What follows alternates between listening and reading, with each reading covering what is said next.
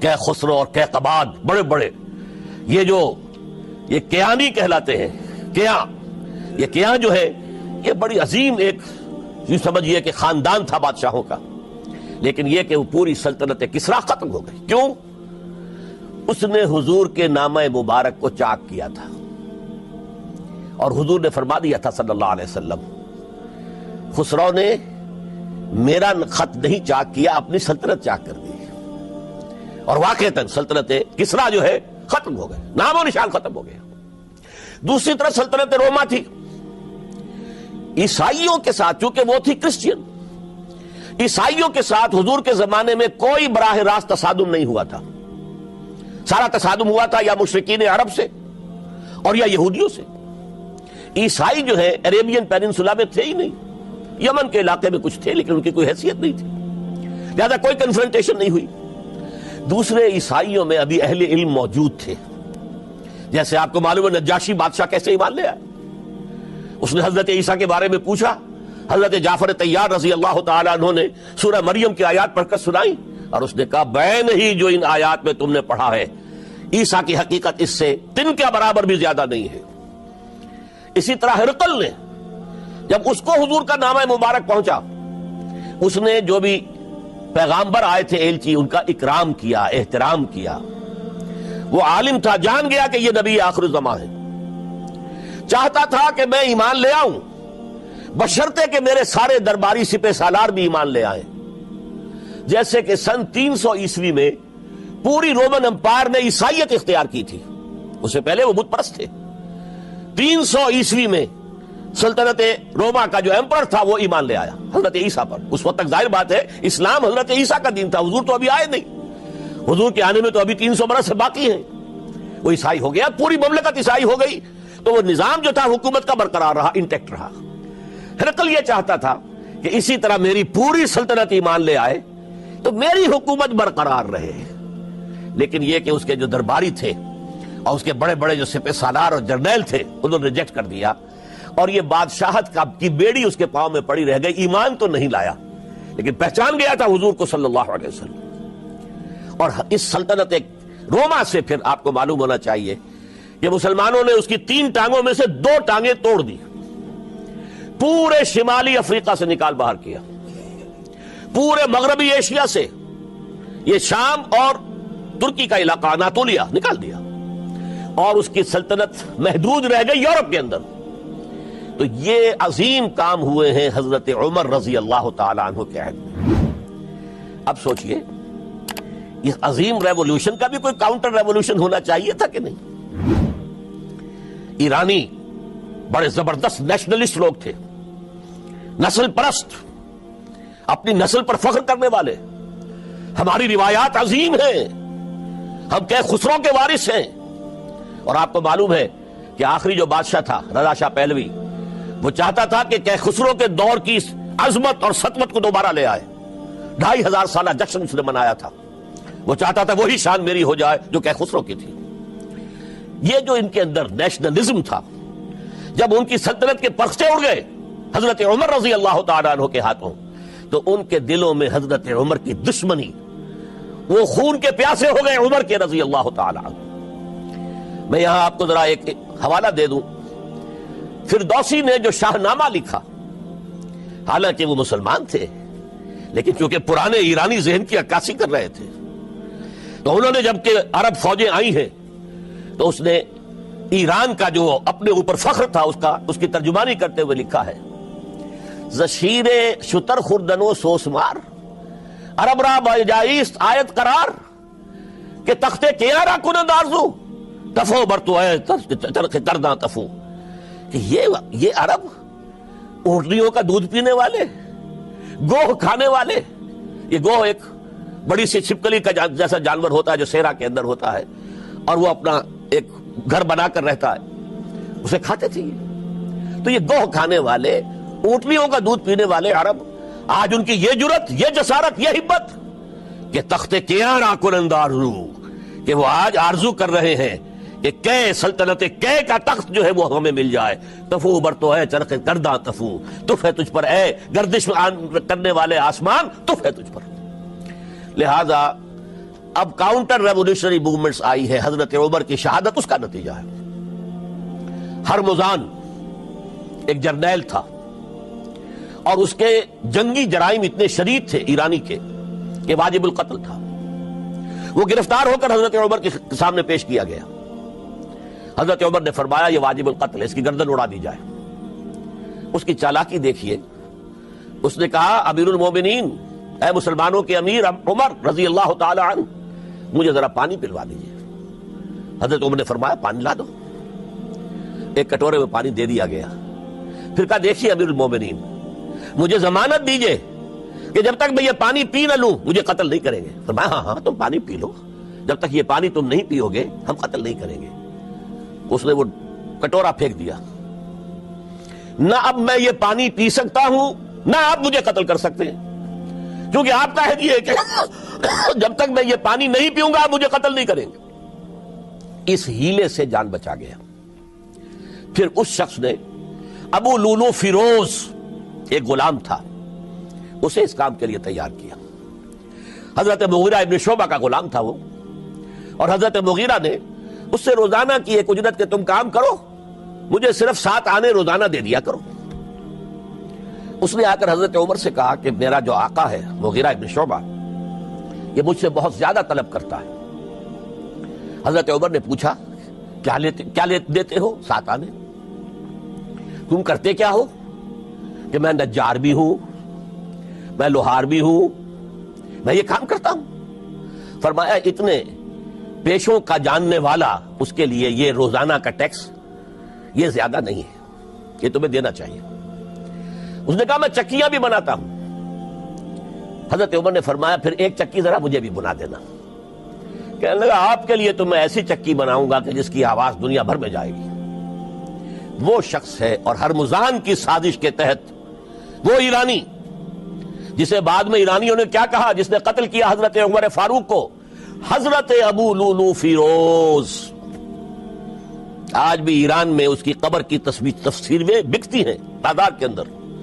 حضرت ابو لولو فیروز وہ آیا ہے مسجد نبوی میں، اور آ کر اس نے جبکہ حضرت عمر رضی اللہ تعالیٰ عنہ امامت فرما رہے حملہ کیا، 5-6 وار خنجر کے کیے۔ حضرت عمر رضی اللہ تعالیٰ شدید مجروح ہو گئے۔ یہ انتقام تھا جو عجم نے، وہ سلطنت کے جس کے ٹکڑے ختم ہو گئے تھے، جس کا ٹکڑے کر دیے گئے تھے، اس نے انتقام لیا عالم اسلام سے۔ سمجھا انہوں نے یہ تھا کہ شاید یہ پوری عمارت اسی ایک ستون پر کھڑی ہے، حضرت عمر ہی کے ستون پر کھڑی ہے، اس ستون کو گرا دو گے پوری عمارت گر جائے گی۔ لیکن ثابت ہوا نہیں، یہ محمد کی بنائی ہوئی عمارت ہے صلی اللہ علیہ وسلم، یہ بہت قوی ہے، اس کی بنیادیں بہت مضبوط ہیں، کوئی ذرا سی تریڑ بھی نہیں آئی، ذرا سی تریڑ بھی نہیں آئی۔ حضرت عمر فاروق کی شہادت کے بعد حضرت عثمان رضی اللہ تعالیٰ عنہ کا دور خلافت شروع ہوا، اور جوں کا توں جو قافلہ چل رہا تھا آگے چلتا چلا گیا۔ حضرت عثمان رضی اللہ تعالیٰ عنہ کے بارے میں بہت قیل و قال ہے، ان پر تنقیدیں بھی کی، اپنوں نے بھی کی ہیں، دشمنوں نے بھی کی ہیں۔ لیکن بات جان لیجئے، یہ تاثر غلط ہے کہ ان کے پورے دور خلافت کے اندر فتنہ رہا یا ہنگامہ رہا، قتل غلط۔ 10 برس خلفائے راشدین میں طویل ترین دور خلافت حضرت عثمان کا ہے رضی اللہ تعالیٰ عنہ، 12 برس۔ حضرت ابو بکر کے تو 2.25 برس تھے، حضرت عمر کے 10 برس تھے، ان کا 12 برس، اور 12 میں سے 10 سال ایسے تھے بعین ہی جیسے حضرت عمر کے 10 سال تھے۔ امن و امان ہے، سکون ہے، چین ہے، اور قافلہ اسلام بڑھ رہا ہے، فتوحات کا دائرہ بڑھتا چلا جا رہا ہے، فتوحات سیلاب کے مانند آگے بڑھ رہی ہیں۔ تھمتا نہ تھا کسی سے سیل رواں ہمارا یہ سیل رواں کوئی روکنے والی کوئی طاقت دنیا میں رہی نہیں تھی۔ کسرا ختم، سلطنت ایران ختم، اور دوسری سپر پاور سلطنت روما، اس کی 3 میں سے 2 ٹانگیں توڑ دی گئی، 1 رہ گئی۔ اب کون تھا؟ خارج میں کوئی طاقت نہیں تھی جو اسلام کے اس سیلاب کو اور پوری نوع انسانی پر اتمام حجت اور اللہ کے دین کو پہنچانے کے راستے میں رکاوٹ بن سکتی ہے۔ اب ایک فتنہ اٹھا، دیکھیے حضور کی کنفنٹریشن 3 مذاہب سے ہوئی تھی۔ ایک مذہب مشرکین کا، شرک کا قلع کما کر دیا گیا جزیرہ نما عرب سے، ختم ہو گئے۔ انہوں نے کاؤنٹر ریولوشنری موومنٹس اٹھائیں، حضرت ابو بکر کے زمانے میں ان کو کرش کر دیا حضرت ابو بکر صدیق رضی اللہ تعالیٰ عنہ، چاہے ہزاروں صحابہ شہید ہوئے۔ اس کے بعد دوسری طاقت کون تھی؟ مذہبی، یہودی۔ یہود کے 3 قبیلے مدینے میں آباد تھے، بنو قینقاع، بنو قریظہ، بنو نذیر۔ 2 کو مدینے سے نکال دیا گیا ان کی بدعہدی کی وجہ سے، حالانکہ حضور نے مدینہ تشریف لاتے ہی ان سے معاہدے کر لیے تھے۔ ان کا میثاق مدینہ یہ در حقیقت ایک پیکٹ تھا، جوائنٹ ڈیفنس آف مدینہ کا۔ مدینہ پر اگر کوئی حملہ کرے گا، اور ظاہر بات ہے کہ ایک امکان تھا کہ مکے والے آ کر حملہ کریں، مشرکین مکہ، لیکن مدینہ کا ہم تحفظ کریں گے مل کر، مسلمان اور یہودی۔ لیکن انہوں نے ہر موقع پر وعدہ خلافی کی۔ پہلے بنو قینقاع نکالے گئے، پھر بنو نذیر نکالے گئے۔ غزوہ احزاب کے موقع پر بدترین جو ہے بدعہدی بنو قریظہ نے کی، اور ان کو بڑی سخت سزا دی گئی، کیونکہ انہوں نے خود کہا تھا کہ ہمارا فیصلہ سعد ابن معاذ رضی اللہ تعالی عنہ جو فیصلہ کر دیں گے وہ ہمارے حلیف ہے، جو فیصلہ کر دیں گے ہمیں قبول ہوگا۔ اور حضرت سعد نے تورات کے حکم کے مطابق فیصلہ کیا کہ ان کے جتنے جوان ہیں وہ قتل کر دیے جائیں گے۔ بڑی سخت سزا تھی کہ جو دی گئی ہے، اس میں کوئی شک نہیں۔ پھر ان کا اڈا تھا بہت بڑا خیبر میں، وہ نکال دیا گیا، وہاں سے انہیں نکالا گیا، اس کے اوپر مسلمانوں نے قبضہ کیا۔ جیسا کہ میں نے عرض کیا، عیسائیوں سے کوئی کنفرنٹیشن نہیں ہوئی تھی، لیکن ان 2 کے ساتھ ایک مشرکین عرب کا خاتمہ ہوا اور ایک جزیرہ نما عرب سے یہودیوں کا خاتمہ ہوا۔ لہذا ان کے اندر جلن تھی، انتقام کی آگ تھی۔ سب سے بڑا تو حسد تھا کہ 2000 سال سے نبوت اور رسالت ہمارے پاس تھی، موسیٰ سے لے کر عیسیٰ تک علیہ الصلوۃ والسلام، 1400 برس ہماری تاریخ کے وہ ہیں کہ کوئی ایک لمحہ بھی نہیں تھا کہ کوئی نبی موجود نہ ہو۔ نوٹ کیجئے اس بات کو۔ حضرت موسیٰ 1400 قبل مسیح میں، اور حضرت عیسیٰ سن عیسوی کا آغاز، ان 1400 سالوں میں مسلسل نبوت بنی اسرائیل میں رہی۔ یہ حدیث ہے بخاری شریف کی، کانت بنو اسرائیل تسوسہم الانبیاء، بنی اسرائیل کی حکومت، ریاست، سیاست کا کام انبیاء کرتے تھے۔ اذا ہلک نبی خلفہ نبی، جب بھی نبی کا انتقال ہوتا تھا ان کا خلیفہ دوسرا نبی ہوتا تھا۔ یہ چین ٹوٹی نہیں، 1400 برس آپ کو معلوم ہے۔ حضرت داؤد بادشاہ بھی ہے، خلیفہ بھی ہے، نبی بھی ہے۔ ان کے بیٹے حضرت سلیمان بادشاہ بھی ہے، نبی بھی ہے، خلیفہ بھی ہے۔ اسی طریقے سے یہ سلسلہ چلتا رہا۔ تورات انہیں دی گئی، انجیل انہیں دی گئی، زبور انہیں دی گئی، بے شمار صحیفے اور دوسرے چھوٹے نبیوں کو دیے گئے۔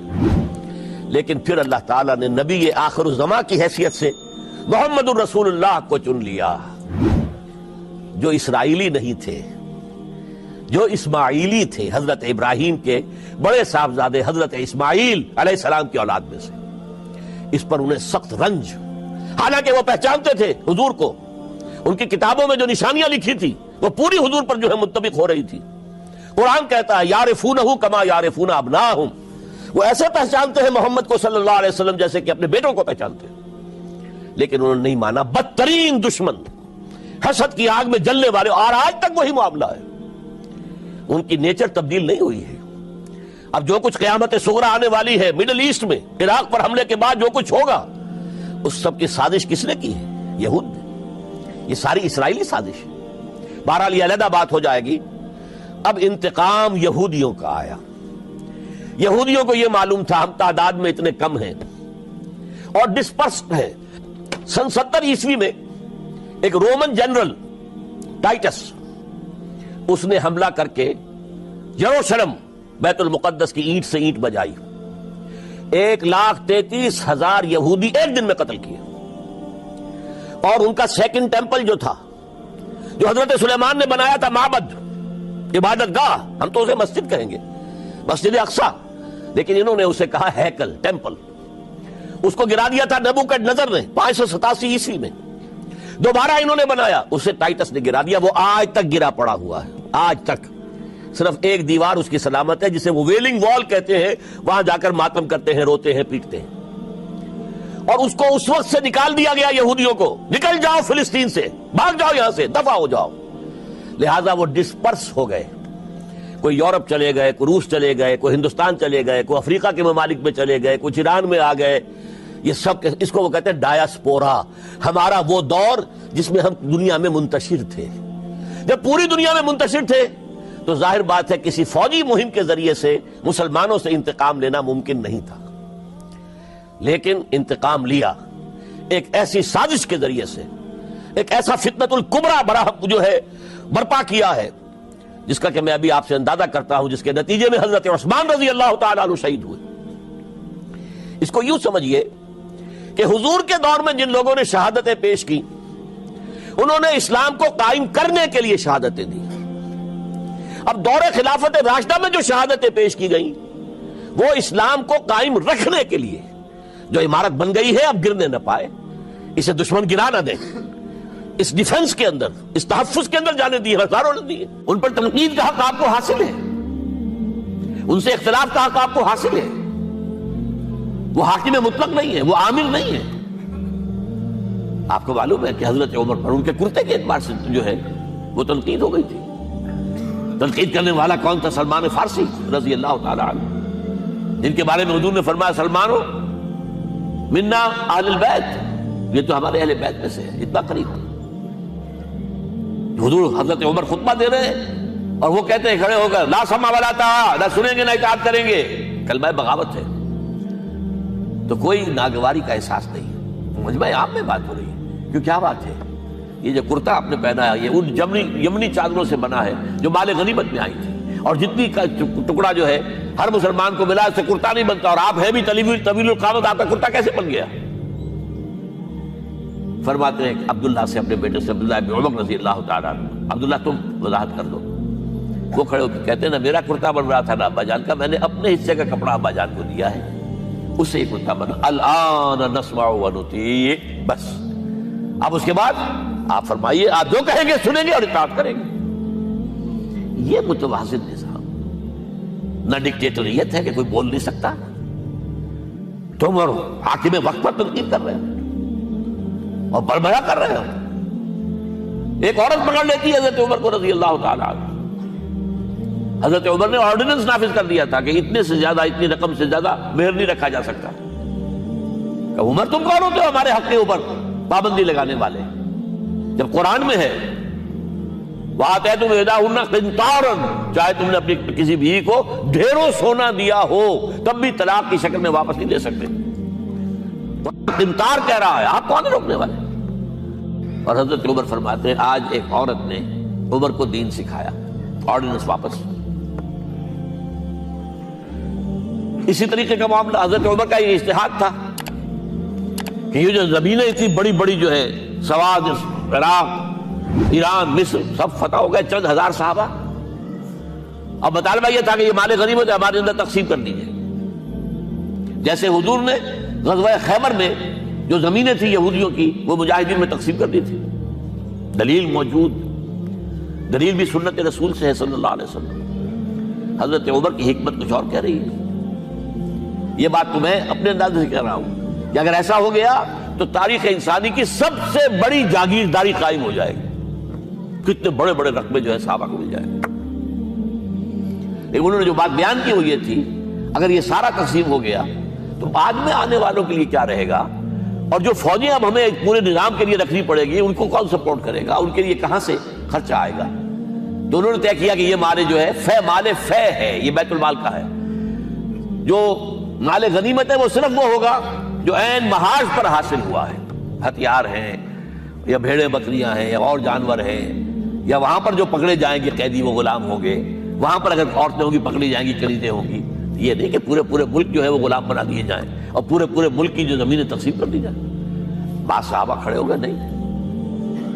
اب حضرت عمر نے ٹریبونل قائم کیا ہے، 5 صحابہ اوس میں سے، 5 خزرج میں سے، بیٹھ جائیے، وہاں اپنا بھی وہ پیش کیا نقطہ نظر، باقی انہوں نے بھی کیا۔ وہ ٹریبونل نے فیصلہ کیا کہ عمر کی رائے صحیح ہے رضی اللہ تعالیٰ۔ یہ نظام سید القوم خادمہم، یہ اگر کوئی کہتا، اگر یہ مثالیں نہ ہوتی تو کہتے کیا تمہارا دماغ خراب ہوا ہے، یہ شاعری تو تم نے اچھی کر دی ہے، سید القوم خادمہم کبھی ہوا ہے؟ دیکھیں عمر نے بڑھ کے دکھایا ہے۔ رات کے گشت پر ہے اور ایک عورت کے کراہنے کی آواز آئی ہے، معلوم ہوا کہ درد ذہن میں مبتلا ہے اور کوئی اس کے اٹینڈ کرنے والی کوئی خاتون نہیں ہے، گھر سے گئے ہیں، فرسٹ لیڈی اپنی اہلیہ کو لے کر آئے ہیں، انہوں نے اٹینڈ کیا ہے، اور اس کے بعد بچہ ہو گیا تو اندر سے ان کی اہلیہ کا امیر المومنین مبارک کو بیٹا ہوا ہے۔ ایک اور دفعہ اسی طریقے سے گشت پر تھے، ایک گھر میں سے بچوں کے رونے کی آواز آئی، معلوم کیا کہ ایک خاتون ہے اور بچے ہیں، کھانے کو کچھ ہے نہیں۔ اس خاتون نے کہا میں نے یہ آگ کے اوپر جو ہے ہانڈی رکھی، اس میں پانی ہے اور بچوں کو میں بہلا رہی ہوں کہ کچھ پک رہا ہے، ٹھہرو ذرا صبر کر لو، اسی طرح سو جائیں گے بھوکے۔ کانپ گئے حضرت عمر، گئے بیت المال سے اور بوری گندم کی لے کر اپنے کندھے پر، اپنے غلام سے کہا میرے کندھے پر رکھو، اس نے کہا میں نہیں چلتا ہوں حضور، نہیں، قیامت کے دن تم میرا بوجھ نہیں اٹھا سکو گے۔ اور وہ اپنے کندھے پر لاد کر لائے ہیں اور وہاں کھانا تیار کروایا، بچوں کو کھلایا ہے۔ یہ نظام، یہ ہے رحمت للعالمین کا مظہر۔ یہ جان لیجئے سیرت محمدی صلی اللہ علیہ وسلم کے جب آپ مطالعہ کرتے ہیں کہ وہ سارا انقلابی جد و جہد کا دور ہے، اس میں ابھی نظام کی جو خوبیاں ہیں وہ پورے طور پر سامنے نہیں آئی تھی۔ ابو بکر صدیق رضی اللہ تعالیٰ عنہ کا دور خلافت جو ہے وہ بھی کاؤنٹر ریولوشنری موومنٹس کو ختم کرنے میں صرف ہو گیا ہے، جسے انگریزی میں کہتے ہیں للی ان بلوم۔ نظام اسلام، اسلام کا نظام عدل اجتماعی جو ہے ایک کھلے ہوئے پھول کی طرح نظر آئے گا حضرت عمر رضی اللہ تعالیٰ عنہ کے دور خلافت میں۔ مساوات کا اندازہ آپ کر سکتے کوئی؟